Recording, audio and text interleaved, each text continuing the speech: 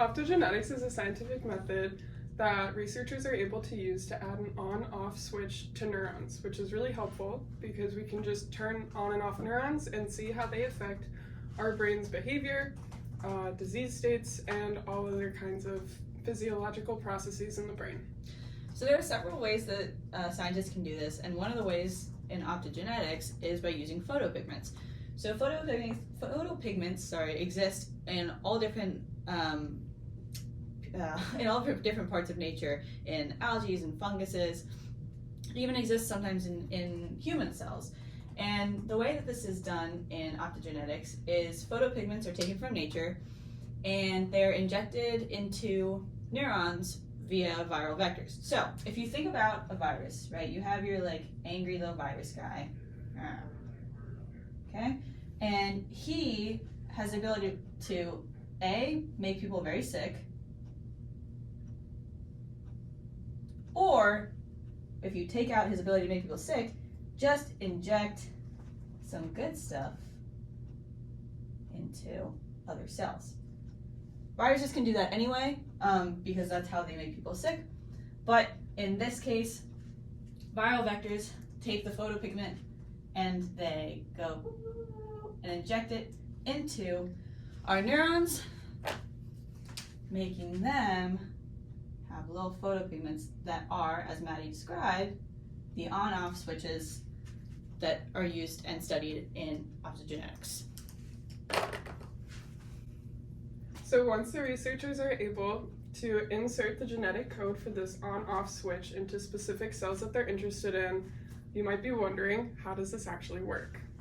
So here we have a diagram of a cell. This is the cell membrane, this is outside the cell, and this is inside the cell. Here we have channel rhodopsin, and here we have halorhodopsin. These are essentially the on-off switches that the researchers have been able to add to the cell. So just like any door, it needs to be opened using a key or a door code or something like that, and channels within the cell that can act as doors that allow things to flow freely from the outside of the cell inside of the cell. So these doors, channel rhodopsin and halorhodopsin, are special because they're opened using light. So when blue light shines onto the channel rhodopsin channel, it allows sodium ions to flow into the neuron. Now when sodium flows into the neuron, it excites it and depolarizes it. That just means that it's able to send a signal and continue a message in a circuit in the brain. However, when orange light shines onto halorhodopsin, it allows chloride to flow into the cell. Chloride is a negatively charged particle, and when it goes inside of the cell, it hyperpolarizes it. And what hyperpolarization does is it inhibits the cell's ability to send a signal in the circuits in the brain. So this is illustrated here too, where each of these pulses is a blue light. So it's excitatory and exciting the cell. Here you can see that these pulses aren't doing the same thing because the orange light has inhibited the cell's ability to send the electrical signal. A good way to think about this is a traffic light. You have your green light that all the cars know means to go. So your green light can be equated to your channel rhodopsin here and the blue light activating it.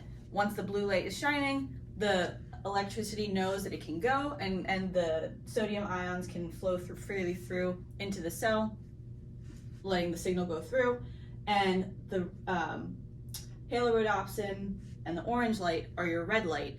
So everybody knows who's on the road, everyone knows that red means stop, which is equal to halorhodopsin being inhibitory and stopping the electrical signal. So just like deep brain stimulation uses electricity to stimulate neurons, this just uses light, and it does a very similar thing. So scientists use this to get information about how certain circuits work and how behaviors are either activated or inactivated by certain neural circuits. Some diseases and memory states can also be triggered by activating or deactivating some neurons, which is very useful for scientists studying neurobiology and neurology. Yeah.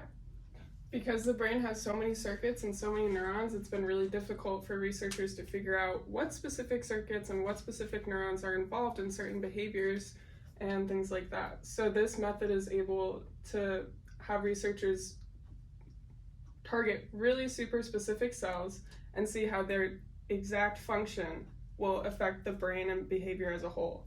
So for example, if you were to put the viral vector into cells of the hippocampus, which is a brain region responsible for memory, and then you were to shine orange light onto those cells, the result would be that the organism that had this done would maybe not be able to remember things. This is really important for studying diseases like Alzheimer's or dementia, where researchers are trying to figure out why exactly their memory is not working for them and why it's decreasing. Awesome. It looks like our student's bored to tears, though. That's all right. Better luck next time. Maybe when he graduates, he'll realize the importance of optogenetics.